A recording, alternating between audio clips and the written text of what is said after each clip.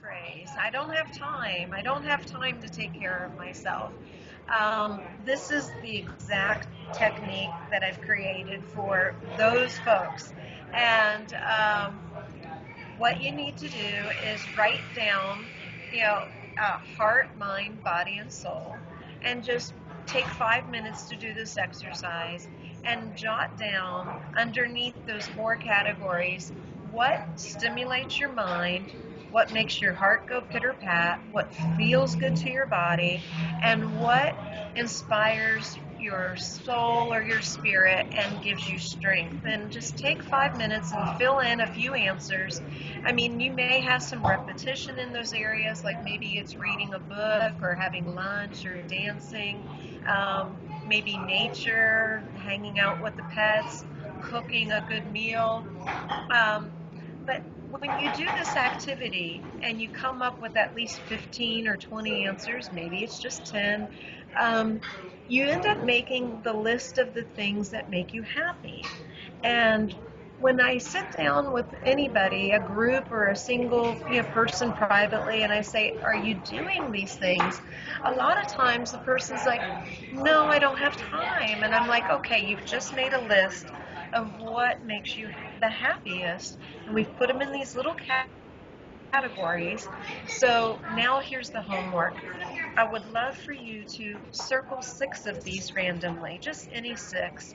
And the homework assignment is try and do 1 hour a day, just 1 hour a day, one of these things. And by the end of the week, you've actually given yourself 6 hours of TLC. And that's a lot for some folks. Some people think laying on the couch all weekend is TLC, and that actually isn't, because you're not eating right, you're not exercising, you're not engaging with friends.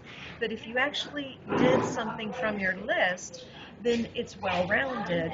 And if you say, well, I don't have time, or I don't remember what makes me feel good, you've got a list now, and you can hang this up on your bathroom mirror, and you can refer back to it. And some people say, well, I don't even have time for an hour. Okay, start with 10 minutes. If you do 10 minutes for each 6, by the end of a week you've had 1 hour. And that's a good start. That's a really good start. And so by the end of the first week you've had 1 hour, and then you can go up to 20 minutes, each day for the second week, and just go in those increments. This isn't supposed to be hurtful. It's supposed to be something good for you. This is what I encourage people to do, because here's my theory. Everybody's so busy. They're doing the distractions you mentioned because they don't want to do the heart work.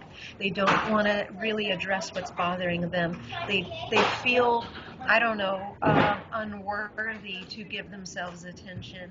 And the truth of it is if we actually put the oxygen mask on ourselves first and fill up our own well, we can perform so much better and give to others. But we have to take time to do something for ourselves first. And when we do this, we won't be so stressed. We'll actually have energy and perform better, and we won't be so cranky. And if we're not cranky, what will happen is people will be responding to us so much better.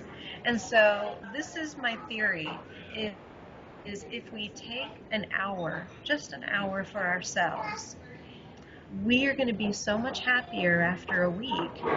Our stress will go down, and we won't have as many cranky people. And I honestly think that after a week or two, we will see a change in our life. And we do. And we're always complaining about other people. But we can't change other people. We really can't. We really can't. And change starts with ourselves. And so I'd like to make this challenge for other folks to start working on themselves first. And sometimes it's as little as improving your self-care. It's just as little as that, of putting in 1 hour a day. So that's my challenge. That is a great challenge and a beautiful exercise, accessible to every single one of us if we just allow ourselves to do it. And it's really just making that step, making that dedication to, like you said, just a few minutes a day, writing it down, really finding out what makes us happy and really seeking that. Hmm. Beautiful, beautiful. And Betsey, is there a message in your heart for other people to hear today? There is. I'd like to remind everybody that the one thing that people can't take away from you is choice.